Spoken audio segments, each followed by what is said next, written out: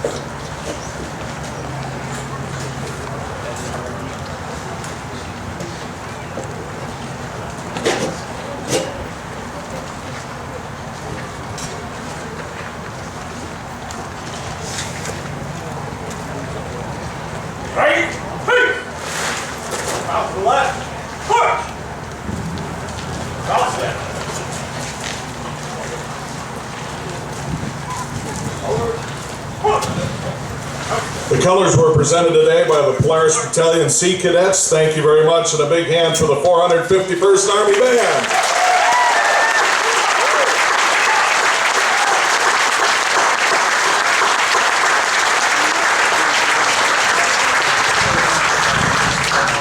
Okay.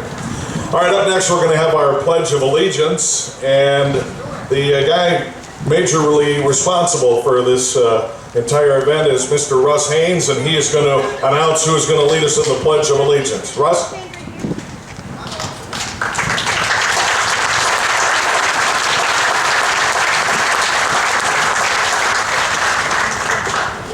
I'd like to present my nephew Bo and my daughter Liliana.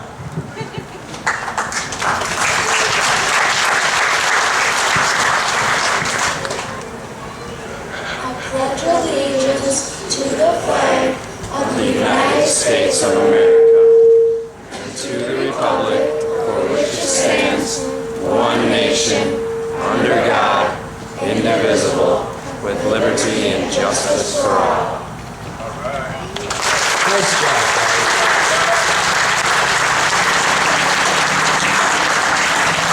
Nice job. All right, up next we have a speaker today. We actually have a couple, and we're going to also have a reading of the names. And again, on behalf of everybody involved with the event, thank you for coming out today. Our first speaker is Major Chris Hage. He's a United States Marine Corps Armor Officer. His first deployment was in 1997-98 aboard the USS Peleliu, an amphibious ship that patrolled the Pacific and the Middle East. His second deployment was to Iraq in 2005, where he was stationed in Camp Fallujah, Anbar Province. He held detachment commander, platoon commander, executive officer, company commander, and staff officer billets. He currently works for the federal government and lives with his family in Minneapolis, Minnesota. Ladies and gentlemen, Major Chris Hage.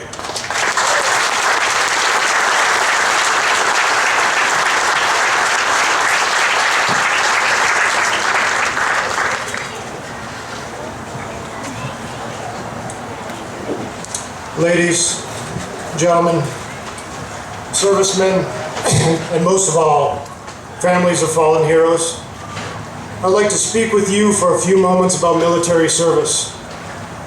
Since 9/11, we have had over 10 years of continuous warfare, with the war in Afghanistan being the longest in U.S. history, and the war in Iraq the third longest.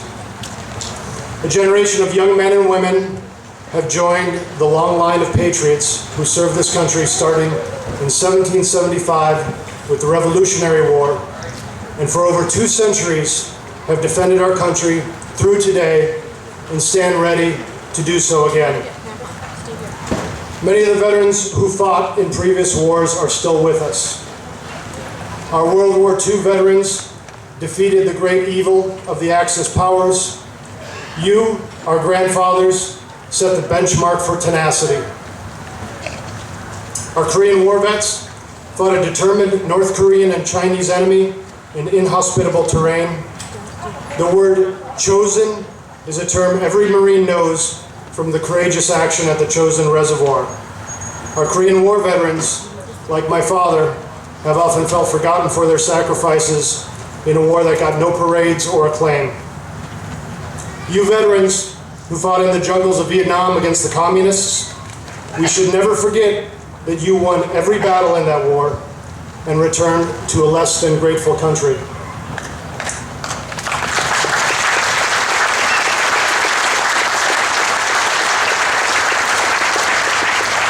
And our Gulf War veterans, you reminded the world what the American military was capable of with your 100-hour victory over the invasion forces of Saddam Hussein. We salute all of you. Raise your hands, veterans, and be recognized.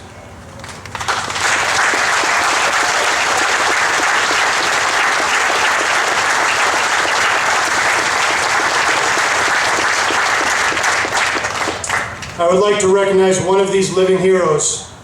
Mr. Conop, raise your hand.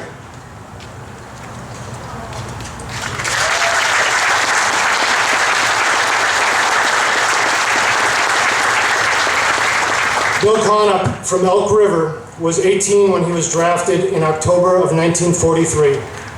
He thought he was going into the Army, but he ended up volunteering for the Navy Seabees, the Navy's construction unit. He ended up landing on the island of Iwo Jima, where the fighting was some of the fiercest in the war, and served as a runner, carrying messages from company commanders to platoon commanders on the beach, which the Japanese had zeroed in with machine gun and mortar fire. Bill was on Iwo Jima for 8 hours and then got shot in the face and back. He was evac to a hospital ship where he stayed for 7 days, during which we Marines raised the flag over Iwo Jima. Bill survived the war, but many of his friends did not. His battalion had a 37% rate of casualties. The sacrifices of Bill Conop's generation are legendary. His generation is rightly called the greatest generation. They came out of the Depression, defeated all comers in World War II, returned home, had families, and created the beginning of a long stretch of economic prosperity. They are due much honor. But I would like to respectfully suggest that we are now in the presence of men and women that are just as great as any of them were. Unlike in World War II, the generation that has fought in the wars of Afghanistan and Iraq were not draftees. They were volunteers. After 9/11, no serviceman entering boot camp or officer selection had any reason to believe that he would be going anywhere but the battlefield. The enemies we fought in Afghanistan and Iraq were cunning, capable, and fighting in land they knew well. They feared our strength and avoided it by using IEDs and by disguising themselves as civilians and by waiting for the time to run out on our patience. They had a saying, "You have the clocks, but we have the time." In the face of this enemy, young men and women enlisted and were sent over to the deserts of Iraq and the mountains of Afghanistan, and many of them did not come home whole or come home at all. These volunteers are a different breed. They joined the military knowing they were going to war. They joined a military which is now the counterculture in America. In broader America, especially in the age group when young people join the service, there is a selfie culture of entitlement and self-gratification. Self-expression is considered the highest good. Consent is the basis of relationships. Morality and truth is relative. Snark is considered humor. And every passing thought is posted on Facebook or Twitter. Many young people fully expect to be happy, healthy, rich, and famous. Entering the military, you enter the world of what is now the counterculture. In the military, you are only entitled to what you earn. Self-sacrifice, not self-expression, is valued. You will have relationships with all kinds of people, of all races and walks of life, from all over America, and a special relationship with your drill instructors that has nothing to do with consent. You become a member of a team, not an individualist. Ethical behavior is clearly defined and expected, and you learn about reality and the truth. The truth is that the military exists to break things and kill people. You learn the reality principle. You learn about what really works and that you sweat in training so you don't bleed in war. You learn that patriotic Americans have to put aside their individualism and give themselves over to something greater than themselves. You learn the reality that cohesion and discipline, not political correctness, is required to stay alive, to save your buddies, to destroy the enemy, and to defend our great nation. Since 9/11, most Americans' lives have been little impacted by the wars. Nonetheless, we Americans are a big-hearted people, and there are a great many patriotic civilians, many of you folks here, who sent us care packages, letters, and your prayers when we were overseas. Thank you. Thank you.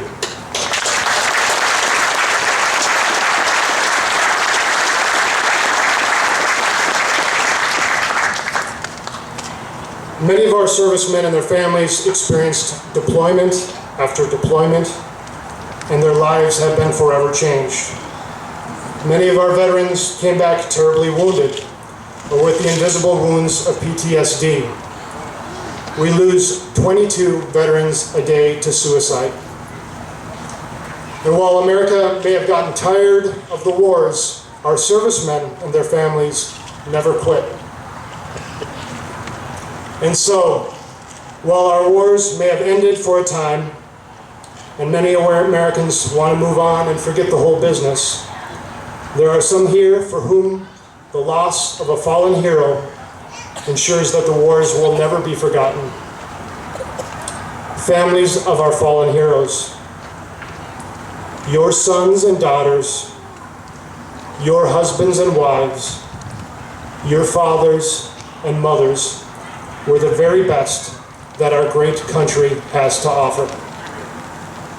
Nothing can ever replace them, and no thanks will ever be enough.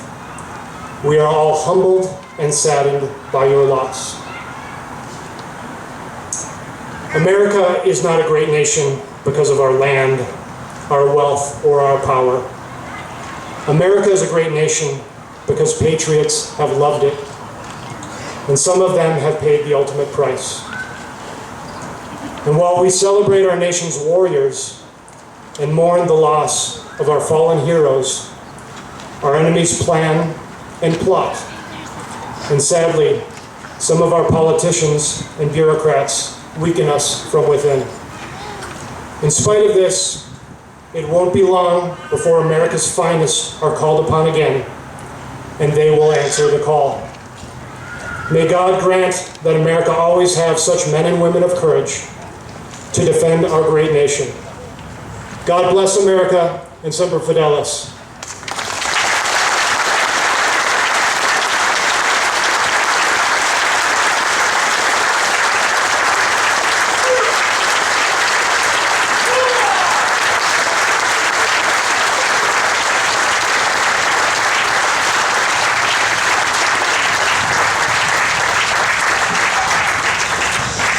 Thank you, Major Hage. That was exceptional. Up next, we're going to honor those with the reading of the names, those who paid the ultimate sacrifice. And Russ's right-hand man, Brian Flatham, is going to do the reading of the names. Brian?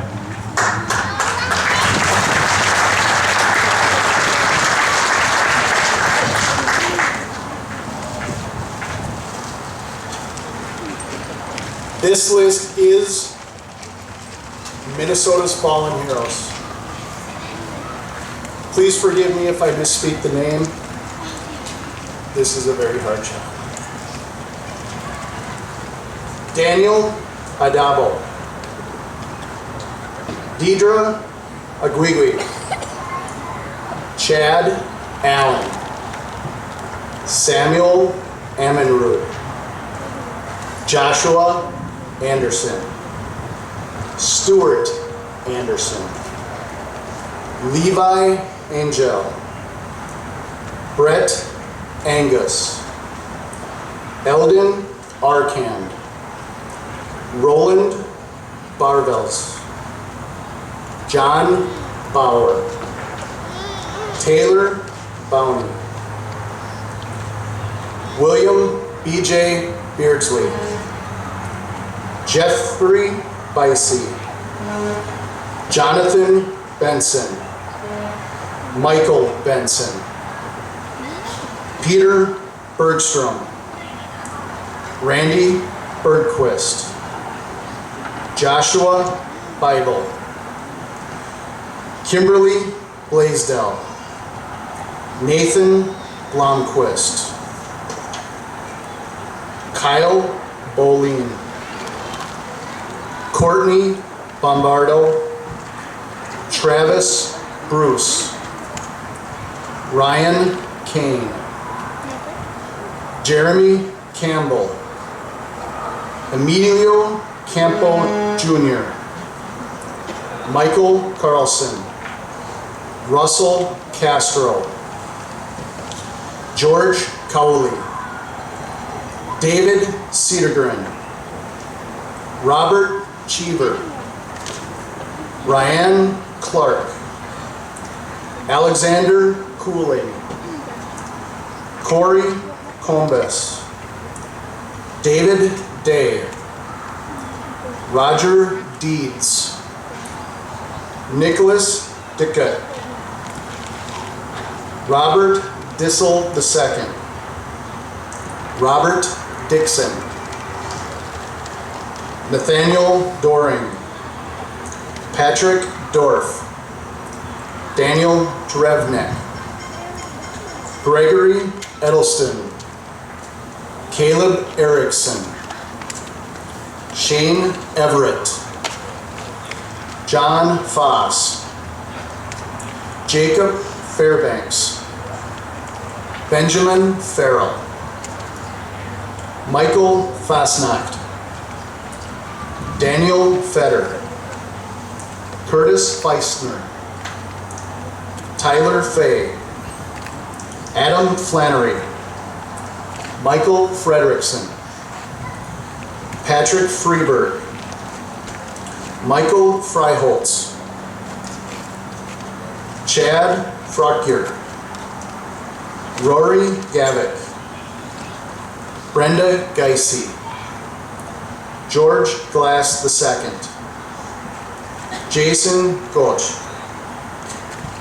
Christopher Goki, Corey Goodnature, Greg Gorder, Trevor Gould, Thomas Grameth, Robert Greninger, Robert Guilfoyle, Blake Haggart, Christian Hallman, Joshua Hansen, Matthew Harmon, Anthony Hebert, Brian Hellerman, Edward Hergott, Tad Hervis, Kelly Hines, Matthew Scott, Chester Hosford, Jeremy Hogdahl, Dylan Hurley, Brian Jacobson, Nikolai Jensen, Dane Johnson, Ian Johnson, Matthew Johnson, Paul Johnson Rubin, Thomas Johnson, Bill Juno, Matthew Kaler, Eric Can, Michael Caskey, Andrew Kemple, Joseph Kennedy, Stephen Keys, Nicholas King, Brent Cook, Benjamin Kopp, Lucas Koski, Mickey Kroon, Kurt Kruse, Felicia LeDuc, Bradley Lottie, Adam Lambertson, Moises Langhorst, Gregory Larson, Huiching Lee, Jesse Lotka, Troy Linden, John Lee Lindquist, Luke Lawrence, Matthew Laurie, Jeffrey Lumen, Christopher Lund, Joshua Lund, Jonathan Manea, Connor Masterston, Daniel McConnell, Ian McConnell, Sean McDonald, Brian McDonough, Anthony McElvey, Dwayne McFarland, Trevor McGurran, Dale Means, Ronald Meyer, David Mertz, Michael Mathiel, Jamie Mikowski, Matthew Milchuk, Benjamin Miller, Kyle Miller, Scott Modine, William Mulvihill, Noah Moanio, Andrew Nelson, Eric Neatfeld, Daniel Olson, Brian Opskar, Kyle Osborne, Sean Osterman, Daniel Otto, Dale Panshaw, Riley and Ryan Pape, Lawrence Paulson, James Peace II, Robert A. Peterson, Lathan Peterson, Jacob Fingston, Randy Pickering, Tyler Pickett, Noah Pierce, Brighton Philstrom, John Pinsonault, Matthew Pyank, Zachary Pitsulka, Kenneth Pospisil. Robert Pospisil III and Daniel Posibio. Noah Ratty.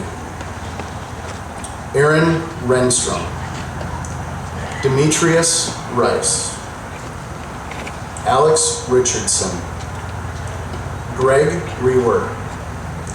Gregory Rundell. Corey Rystad.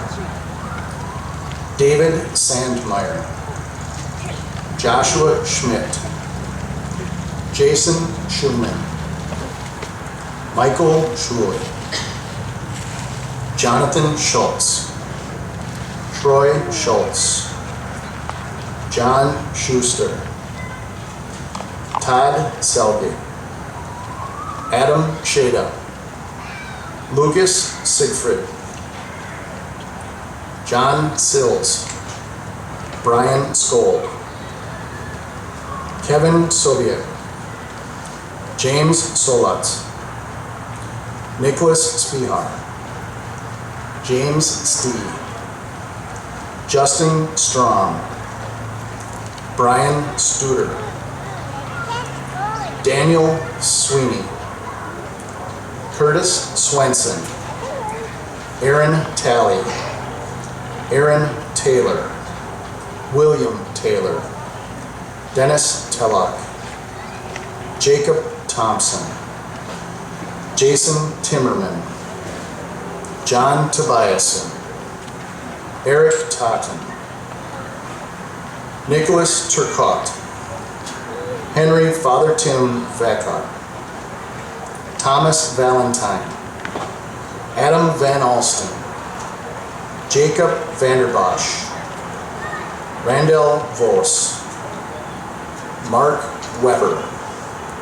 Michael Wendt. James Wordish. Carlos Wilcox. Andrew Wilfart. Brian Williams. Gregory Winkler. Philip Windorski. Nancy Winter. Kevin Witt. David Wool. James Wazika. Kam Sham. Mickey Zahn. Seth Zencius. These are our fallen heroes.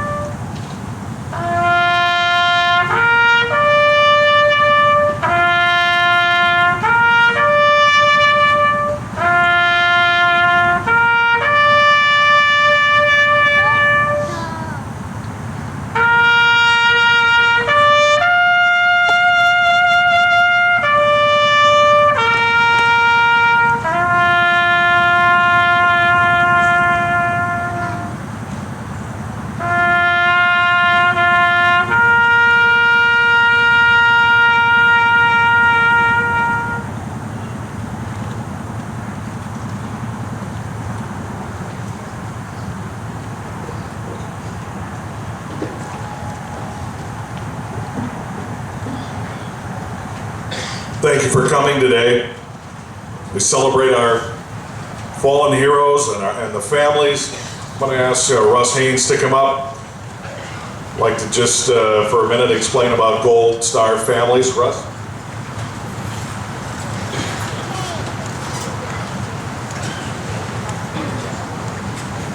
I want to thank you for coming out and honoring our service members who are with us still and who have left us. A lot of people don't know exactly what a Gold Star family is. Among the crowd here, we have many Gold Star families with us. A Gold Star family is a family that has lost a loved one while serving our country. Many of those names on that list were lost